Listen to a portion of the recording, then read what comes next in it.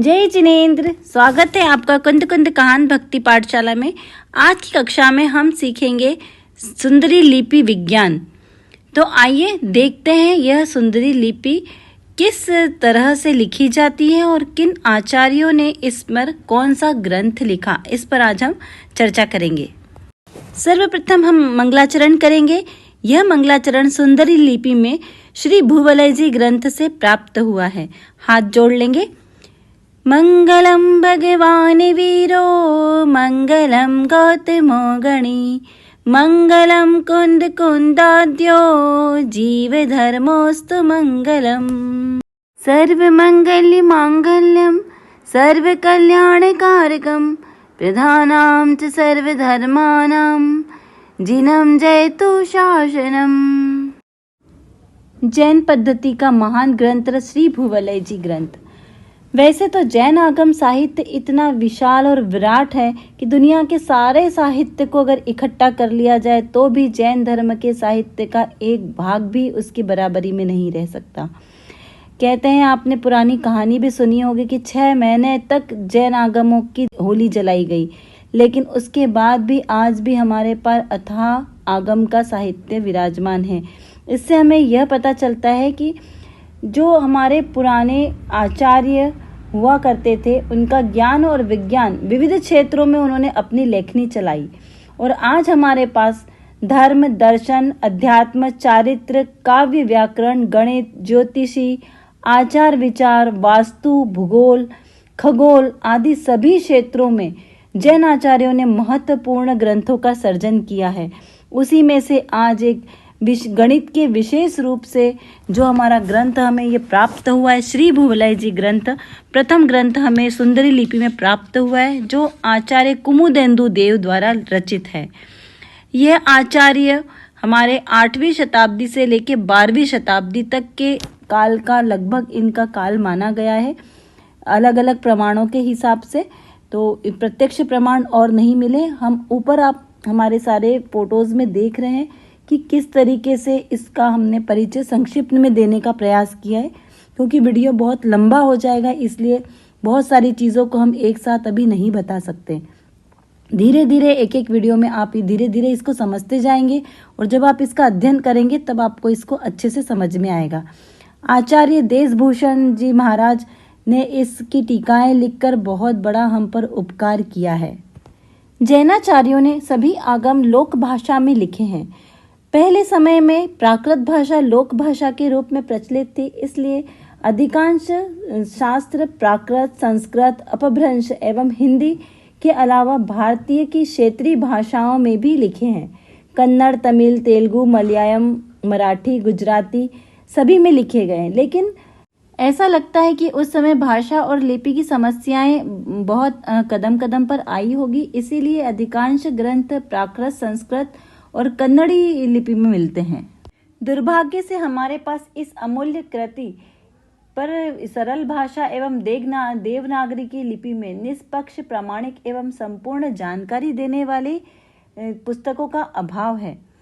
फिर भी हमारे पास भाग्य से श्री देशभूषण महाराज जी द्वारा लिखित पुस्तक हमें प्राप्त है, जिससे बहुत ही इसके मर्म को स्पष्ट हुआ है। साथ ही शक्ति प्रकाशन केंद्र बेंगलोर के द्वारा प्रकाशित श्री भूवलय जी ग्रंथ पर बहुत सारे शोध पत्र उसमें शामिल किए गए, जो बहुत ही महत्वपूर्ण है। साथ ही इंजीनियर श्री अनिल कुमार जी जैन ने अपने 10 वर्षीय भूविलय विषय पर शोध के आधार पर अप्रतिम प्रतिभा सिंधु श्री भूवलय रचयिता आचार्य कुमुदेन्दु देव इस शीर्षक वाली कृति प्रस्तुत की है, जो बहुत ही हमारे लिए उपयोगी सिद्ध हुई है। इंजीनियर जी अनिल कुमार जी भौतिक एवं इलेक्ट्रॉनिक्स विषय के विद्यार्थी एवं इंजीनियर होकर दीर्घ काल तक भामा परमाणु अनुसंधान केंद्र BARC मुंबई में अपनी सेवाएं दे चुके हैं। उत्कृष्ट परिवेश में रहने के कारण आपकी सोच व कार्य प्रणाली भी वैज्ञानिकी है।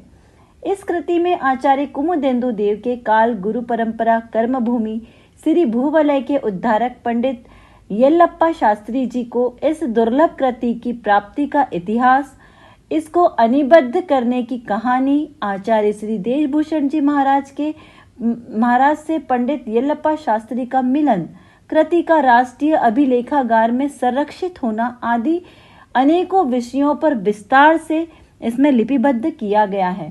श्री भुवलय जी खंड का प्रथम खंड मंगल प्राभृत के कुछ अध्यायों तथा द्वितीय खंड श्रुतावतार के प्रथम सामग्री के विश्लेषण में के उपरांत में यहाँ पे बहुत सारे विषयों को प्रस्तुत किया गया है। बनावू पत्र कुंदना रत्नो ना अक्षरो लखी तथापि कुमुदेन्दु सूत्रो ना अंकाए मूल्य ना कदी। अभी हम संक्षिप्त में श्री भुवलय जी ग्रंथ की विशेषताएं देखते हैं, बाद में आगे की कक्षाओं में इसका विस्तार से वर्णन किया जाएगा। श्री भुवलय जी ग्रंथ में सूचना सुरक्षा की बहुत ही सुंदर व्यवस्था की गई है, यानी कोई भी काव्य नष्ट नहीं हो सकता और किसी के द्वारा बदला भी नहीं जा सकता। प्रत्येक अध्याय के अंत में इसका विवरण दिया है कि यदि कोई सा काव्य नष्ट हो जाए तो उसे किस तरीके से प्राप्त किया जा सकता है, ऐसा सब कुछ उसमें निबद्ध है। दूसरा है गोपनीयता, यानी कॉन्फिडेंटलिटी का भी बहुत ही ज़्यादा ध्यान रखा गया है कि कोई भी उसे आसानी से नहीं पढ़ सकता। समग्रता और अखंडता, उपलब्धता, हर एक काव्य को आप दूसरे भी अध्यायों से प्राप्त कर सकते हैं। इस तरीके से बहुत ही सुंदर तरीके से इस ग्रंथ की रचना की गई है। मैट्रिक्स संकल्पना के द्वारा भी आपको इसमें काव्य मिलेंगे। भद्र गणित का इसमें बहुत ही सुंदर प्रयोग किया गया है। इसे विकल्प गणित के अंतर्गत विषय को भी अंक पाश करके लिखा गया है। क्रमचय और संचय यानी कि भंग के नाम से भी इसे जाना जाता है। आपने धवला जी आदि ग्रंथों में पढ़ा होगा कि वहाँ पे भंगों का बहुत ही सुंदर तरीके से प्रयोग किया गया है। यह अति प्राचीन गणित प्रणाली है। इससे अंकों के विविध क्रमों एवं उनके संयोजनों से संगठना की जाती है। इसे द्वादशांग के स्थानांग सूत्र में 350 ईस्वी पूर्व इसे भंग का नाम दिया गया है। भगवती आराधना सूत्र में 300 ईस्वी पूर्व एक संयोजन, द्विक संयोजन, त्रिक संयोजन इस तरीके से नाम आते हैं। शिलांग सूरी ने इसे विकल्प तथा क्रमचय कहा है। वर्तमान में इसे कॉम्बिनेटोरिक्स के में सम्मिलित किया गया है। मैजिक स्क्वायर यानी माया वर्ग, श्लोकों को समझने के लिए की तरह माया वर्ग का प्रयोग किया गया। यह भी बहुत ही खूबसूरती से प्रयोग किया गया है। इस भुवलय जी ग्रंथ में सभी भाषाओं का समावेश किया गया है, इसीलिए इसे सर्वभाषा कोविद ग्रंथ भी कहते हैं। इसे बहुभाषीय काव्य भी कहा गया है। इसमें अलंकार, छंद आदि का बहुत ही सुंदर से प्रयोग किया गया है, इसीलिए इसे काव्य कला सम्राट भी कहा गया है। विभिन्न बंधों का प्रयोग करके चित्रबंध, श्रेणीबंध, नामांक बंध, चक्रबंध, शंखबंध आदि के प्रयोग से इसे बहुत ही सुंदर तरीके से गुथा गया है। सांगत्य छंद भी बहुत सुंदर से इसमें लिखे गए हैं।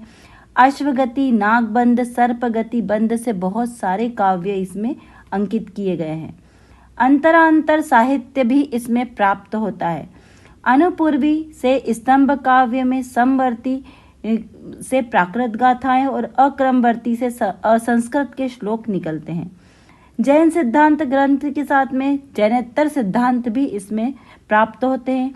आयुर्वेदिक, प्राणवायु और ज्योतिषी आदि अनेक महत्वपूर्ण विषयों के इसमें श्लोक प्राप्त होते हैं।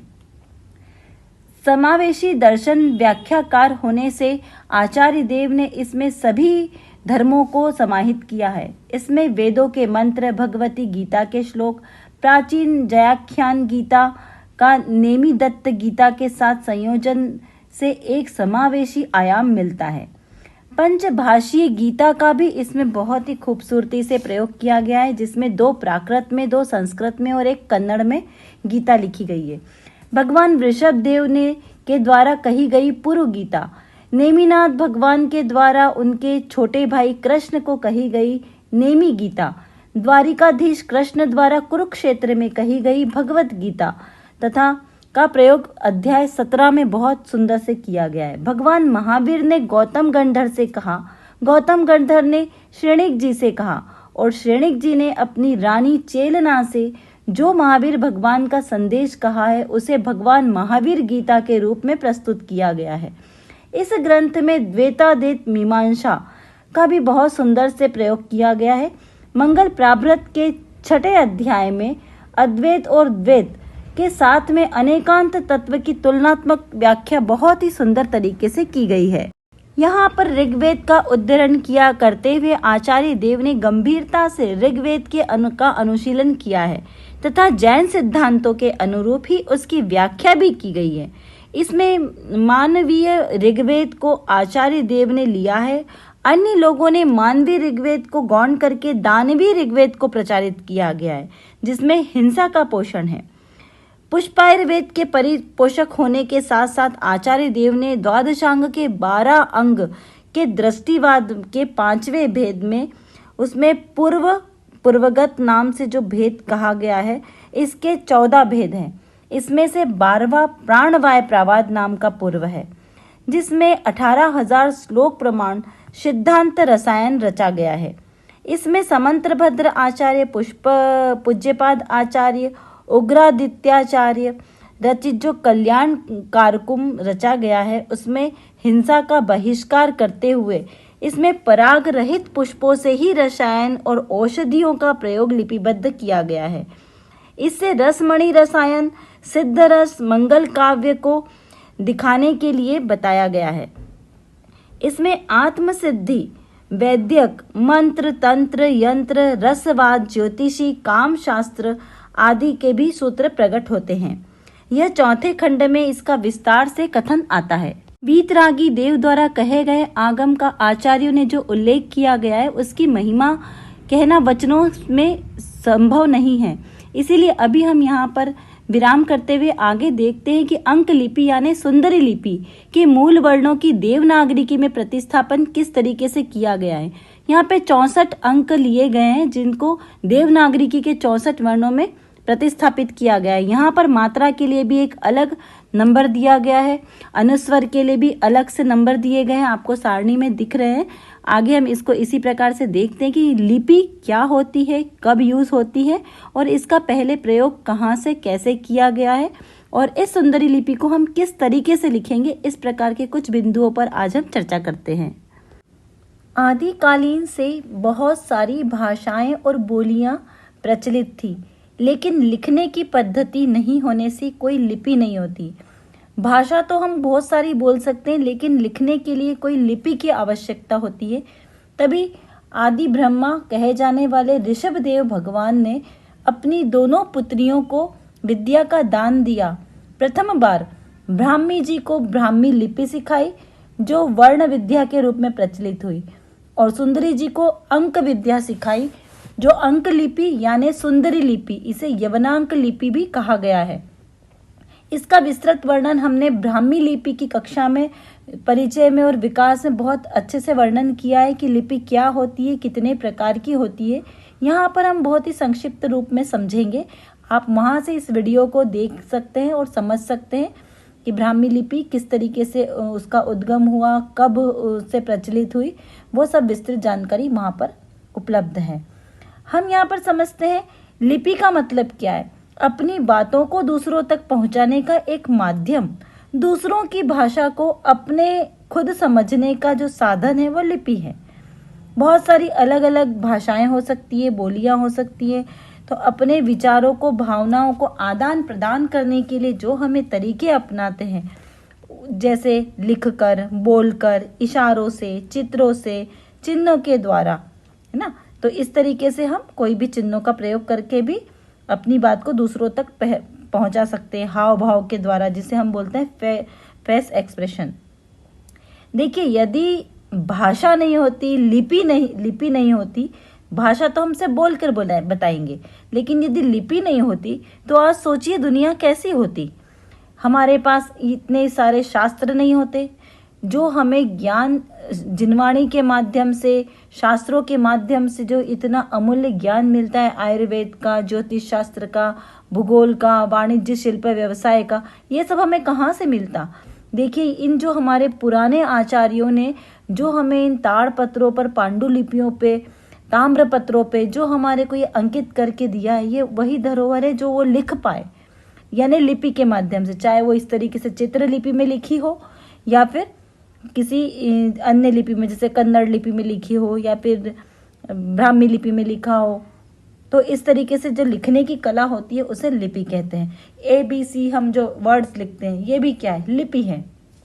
इस तरीके से सांकेतिक भी हो सकती है। तो जो ध्वनि का रूप चिन्ह है उसे हम किसी भी भाषा को लिखने के लिए जिन चिन्हों का प्रयोग करते हैं वह लिपि कहलाती है। सिंपल सी इसकी परिभाषा है, डेफिनेशन, कि किसी भी भाषा को लिखने के लिए जिन चिन्हों का प्रयोग करते हैं वह लिपि कहलाती है। अब ये दो प्रकार की हो सकती है, मौखिक और लिखित, ऐसे दो होती हैं। तो मौखिक भाषा को हम लिखित रूप देने के लिए एक निश्चित ध्वनि चिन्हों को व्यवस्थित रूप से जो अरेंज करते हैं उसे लिपि कहा है। और यह जो है ये सर्वमान्य होती है।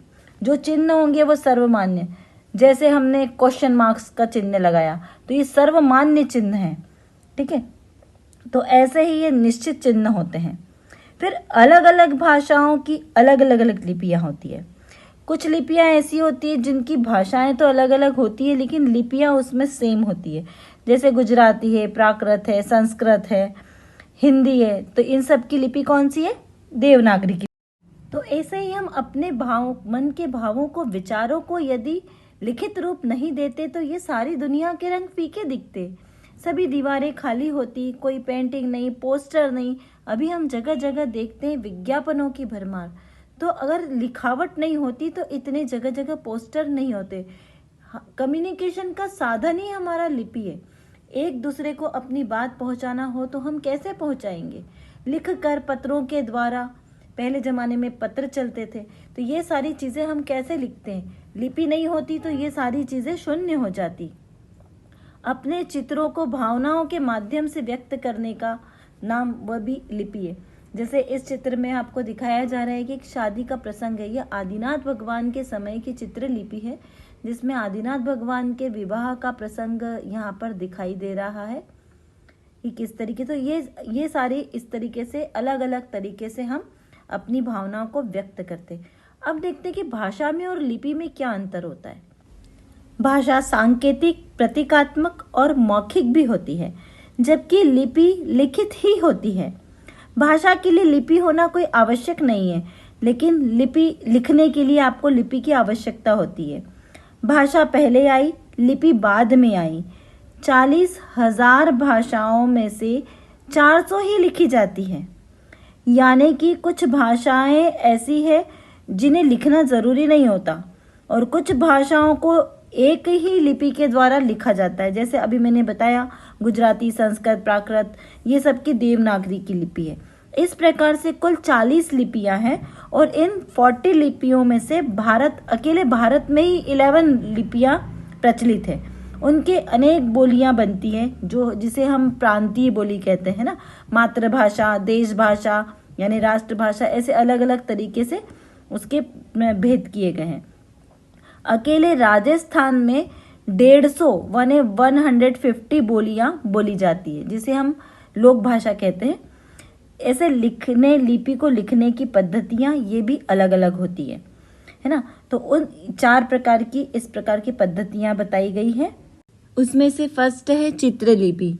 यह चित्रलिपि भारत की संस्कृति में सर्वप्रथम हड़प्पा संस्कृति में प्राप्त होती है, लेकिन आज तक उस चित्रलिपि को कोई पढ़ नहीं पाया है। इसी प्रकार की चित्रलिपि भोपाल की भीमबेटका में भी आपको बहुत ही सुंदर चित्रण मिल सकता है। आपने चाइनीज भाषा देखी होगी, इसकी मांडरिन लिपि है और इस लिपि में चित्रों को ही समाहित किया गया है। करीब इसकी वर्णमाला में 30,000, 35,000 से लेके 50,000 तक के आपको चित्र मिलेंगे। कहीं कहीं तो ये 1 लाख के अंदर में है, मतलब चित्रों की कोई संख्या नहीं है। यहाँ पर बहुत सारे चित्रों के माध्यम से ही इसको समझा जाता है और इसको बोला जाता है। इस चीन की जो अक्षर है वर्णमाला की, इस वर्णमाला में कहीं कहीं पर 26 अक्षरों को कंसीडर किया है और इसे लोगोग्राम कहते हैं। कहीं पर इसे कांजी भी कहते हैं, हांजी भी कहते हैं। तो इस प्रकार से सब जगह इसके अलग अलग प्रचलित नाम हैं। ऐसे ही जापान और कोरिया की लिपि भी चित्रलिपि इसी तरीके से समझी जाती है। इसके बाद दूसरी आती है संश्लिष्ट लिपि। शब्द का अर्थ चिपका हो। देखिए, इस बोलने से ही लगता है ना कि संश्लिष्ट लिपि मतलब कुछ इसे टेढ़ी मेढ़ी हो जो जल्दी से समझ में नहीं आ जा सकती है। जैसे अरबी, फारसी, उर्दू ये इसी से बनी हुई है। इसमें स्वर और व्यंजन एक साथ होते हैं। इसके बाद आती है रोमन लिपि। जो रोमन सबसे ज़्यादा लिपि प्रचलित है, इससे बहुत सारी अन्य लिपियां भी निकली हैं। इसके बाद आती है अक्षरिक लिपि, जिसमें सभी स्वर और व्यंजन ऊष्म अलग अलग होते हैं। ये बहुत ही डेवलप्ड लिपि मानी गई है। इतिहासविदों के हिसाब से देखा जाए तो देवनागरी की लिपि का सर्वप्रथम उल्लेख मिलता है, जिसे प्राचीनतम जय भट्ट जी के शिलालेखों से प्राप्त होता है। उसके बाद सुमेरियन पुरातत्व पूर्व कीलकार के लेखन में मिस्र की चित्रलिपि को भी लिया गया है, जिसमें 3400 ईसा पूर्व के आसपास के फारस की खाड़ी से प्राप्त सुमेर नामक क्षेत्र में यह लिपि प्राप्त हुई है, जिसे सुमेरियन लिपि कहा जाता है। दुनिया भर में 293 लेखन प्रणालियां इसमें मिलती हैं। देखिए, कोई पाणी जी के व्याकरण के समय से इसे प्रथम बार लेखन की क्रिया कहा जाता है, लेकिन यह सही नहीं लगता, क्योंकि इसके पहले से भी बहुत सी चीजें के प्रमाण हमें लिखित रूप में प्राप्त हुए। इसमें 64 वर्ण लिए गए हैं। इससे पहले यह ब्राह्मी लिपि अस्तित्व में आई है। इसमें स्वर और व्यंजन का एक वैज्ञानिक क्रम है। एक और लिपि मिलती है सर्पाकार लिपि। इसे बुस्ट ऑफ फेदर लिपि भी कहा जाता है। यह बाएं से दाएं, दाएं से बाएं इस तरीके से लिखी जाती है। इसी तरह की रचना आप आगे सुंदरी लिपि में श्रेणीबंध में देखेंगे। उसमें भी बाएं से दाएं, दाएं से बाएं इस तरीके से पढ़ा जाता है।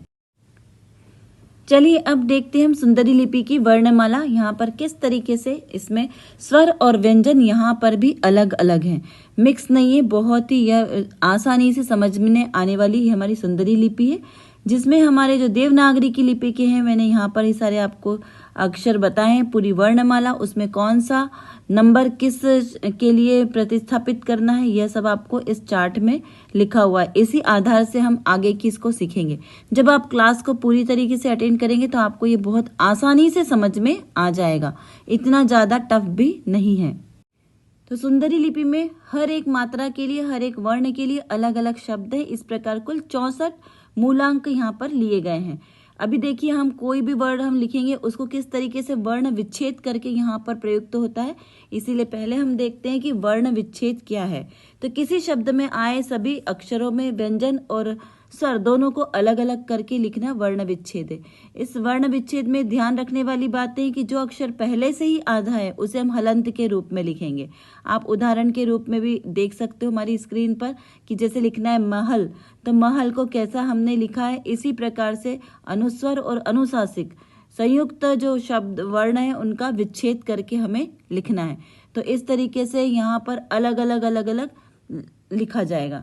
वर्ण विच्छेद में और ध्यान रखने की वाली बातें हैं, इसमें ए और ए की मात्रा वाले शब्दों को ध्यान में रखना है, क्योंकि दोनों के लिए यहाँ पे वर्ण अलग अलग दिया गया है।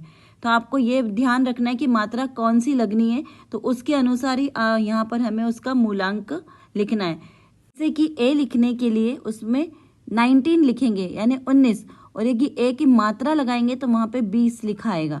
तो इस प्रकार से देखना है। छोटा ई के लिए हमें लिखेंगे 3 और उसकी मात्रा लगाने के लिए 4। इस प्रकार से हमें ध्यान रखना है। वर्णमाला जब हम याद करेंगे तो अपने आप हमें याद हो जाएगी। आप इस तरीके से देखिए, वर्ण विच्छेद के बहुत सारे उदाहरण हैं। इस तरीके से हमें अलग अलग करके यहाँ पे लिखा जाता है। ब्राह्मी लिपि जैसे बहुत ही कम जगह में शॉर्ट में लिखी जाती है, वहीं पर सुंदरी लिपि विस्तार रूप से आलाप पद्धति के द्वारा लिखी जाती है। तो इन दोनों में हम एक यह अंतर भी ले सकते हैं कि ब्राह्मी लिपि संक्षिप्त रूप है और सुंदरी लिपि आलाप पद्धति से लिखी जाने वाली विस्तार रूप है। और अधिक जानकारी के लिए आप हमारा अगला वीडियो अवश्य देखें। ब्राह्मी लिपि के ऑलरेडी वीडियोस हमारे इस चैनल पर उपलब्ध हैं। क्लासेस भी हमारी ऑलरेडी चलती है। यदि आप ज्वाइन करना चाहते हैं तो हमसे संपर्क करें मेल के द्वारा या फिर कमेंट बॉक्स में लिख के। सुंदरी लिपि की ऑनलाइन भी क्लास चलती है और ऑफलाइन दोनों क्लासेस चलती है। भारतीय संस्कृति की इस अमूल्य धरोहर को सहेज कर रखने के लिए जरूर आप लोग सहयोग करें, इस लिपि को सीखें, जन जन तक इसका प्रचार प्रसार करें। सुंदरी लिपि डॉक्टर अनिल जी और उनकी टीम के द्वारा उदासीन आश्रम इंदौर से संचालित की जाती है। आप अवश्य इससे जुड़ें। अभी हमारे 4 सत्र यहाँ पूर्ण हो चुके हैं। अगला सत्र प्रारंभ होने को है। जिन्हें भी इस को सीखने का रुचि है, इंटरेस्ट है, वे अवश्य से अवश्य हमसे संपर्क करें और क्लास को ज्वाइन करके इस अद्भुत लिपि को सीखें। इस महान ग्रंथ में गर्भित रसायन सिद्धि, आत्म सिद्धि और आयुर्वेद के अचूक नुस्खों को जानकर, उसको समझकर स्वयं भी लाभान्वित हों और जन जन को लाभान्वित करें। इसी उद्देश्य के साथ इस ग्रंथ के परिशोधन के लिए लोहे से सोना बनाएं और आत्मा से परमात्मा बनने की कला सीखने के लिए इस अमूल्य ग्रंथ का स्वाध्याय अवश्य कीजिए। इस श्री भूवलय जी महान ग्रंथ की लिपि सुंदरी लिपि है और भाषा हले कन्नड़ भाषा है। ये हमने आपको पहले भी बता दिया है। यदि आप में से किसी भी को भी हले कन्नड़ आती है और वो इस लिपि को सीखना चाहते हैं तो हमें अवश्य संपर्क करें। अप्रतिम प्रतिभा सिंधु श्री भूवलय रचयिता आचार्य कुमुदेन्दु पादो मूले शिरसा नमो नमः। जैनागम के चारों अनुयोग की समीचीन जानकारी के लिए आप हमारे इस चैनल को देखते रहिए। लाइक कीजिए, शेयर कीजिए, सब्सक्राइब कीजिए और भी बहुत सारी जानकारियों का इस चैनल के माध्यम से लाभ उठाएं। हमें कमेंट बॉक्स में ज़रूर लिखकर बताएं यदि आपको कोई भी सुझाव हो या कोई प्रश्न हो।